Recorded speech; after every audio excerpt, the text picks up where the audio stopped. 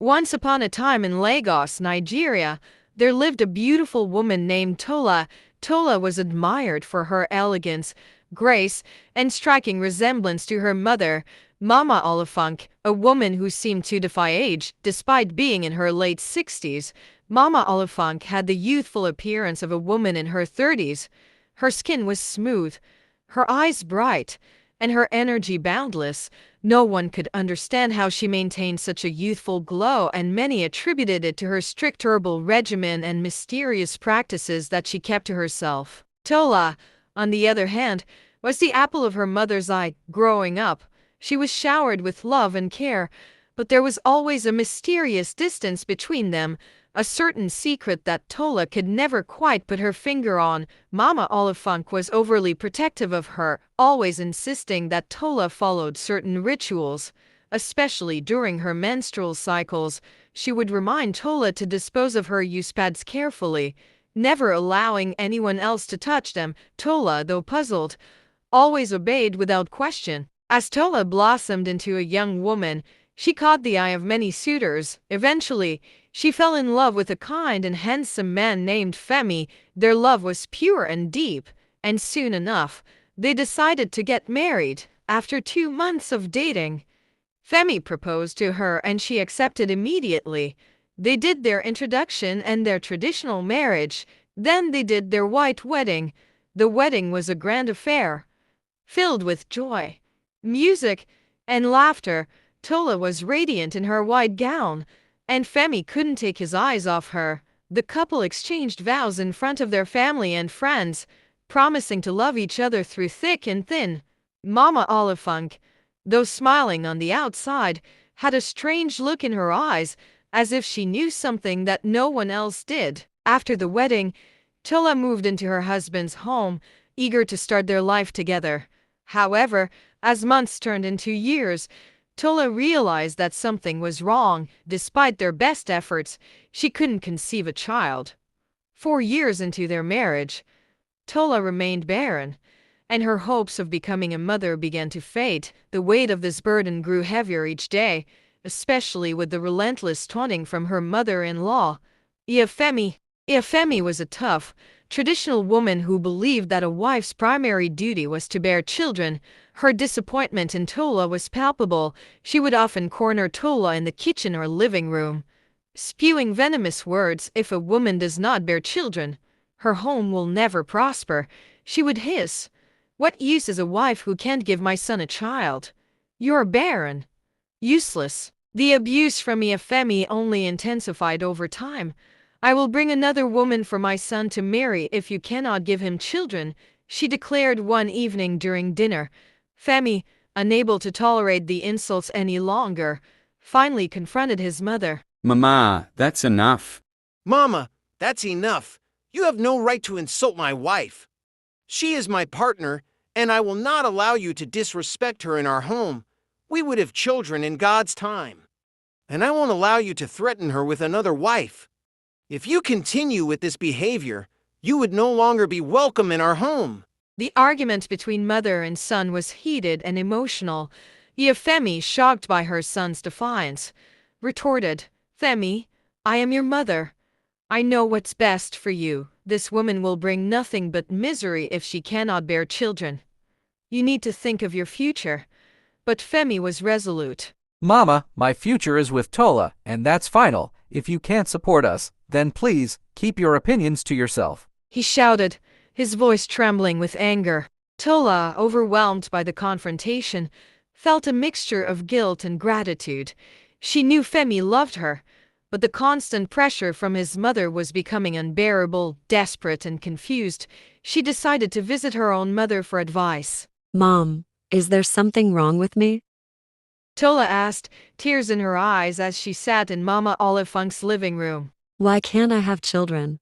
What am I doing wrong?" Mama Olifunk looked at her daughter with a calm expression, hiding the turmoil within her. "My dear Tola, there is nothing wrong with you.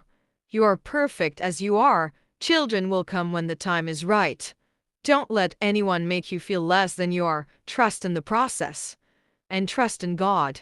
Despite her mother's comforting words, Tola couldn't shake off the nagging feeling that something wasn't right, and as the days passed, she noticed something strange every night. She would hear faint noises around her house, as if someone was moving in the shadows. Sometimes the shadows will move to their toilet. She dismissed it as her imagination, but the thought lingered. One day, her close friend, Esther, came to visit her. They sat together in the living room, sipping tea as they caught up on each other's lives, but Tola couldn't keep her pain to herself any longer. She poured out her heart to Esther, telling her about the constant taunts from her mother-in-law, the miscarriages she had suffered in silence, and the overwhelming sadness that consumed her every day.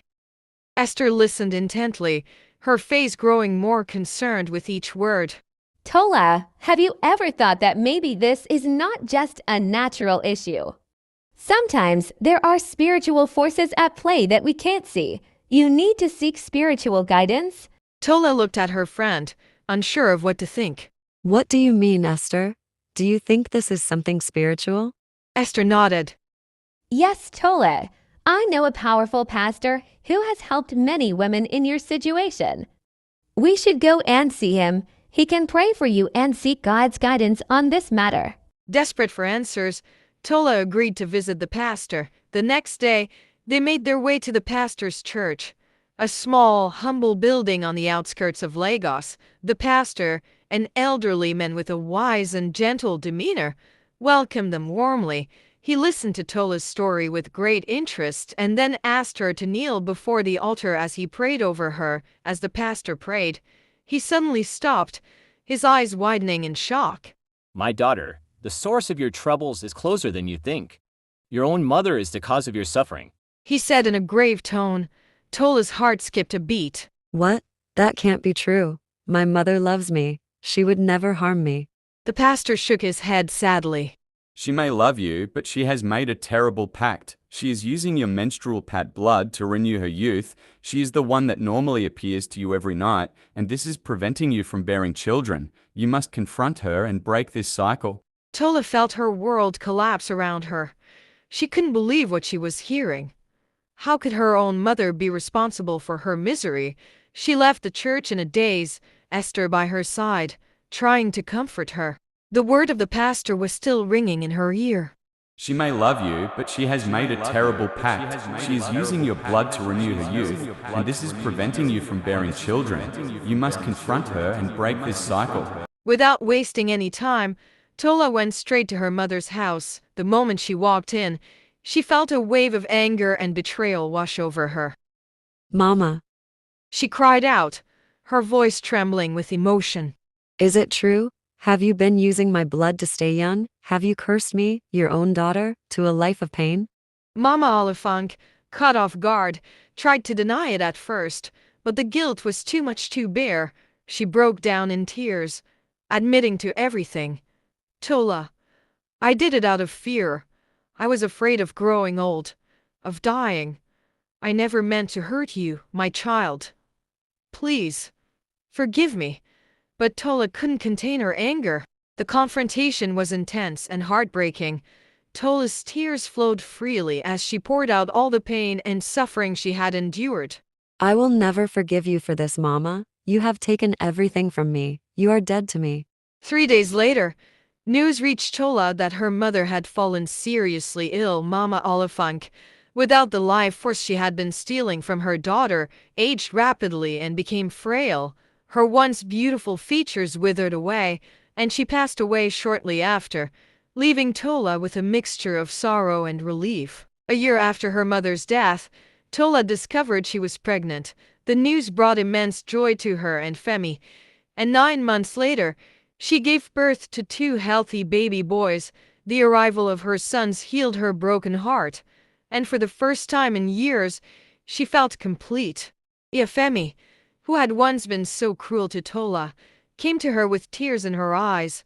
She fell to her knees before Tola, her pride shattered and her heart heavy with regret. Tola, she began, her voice thick with emotion. I have wronged you in ways I cannot even begin to apologize for.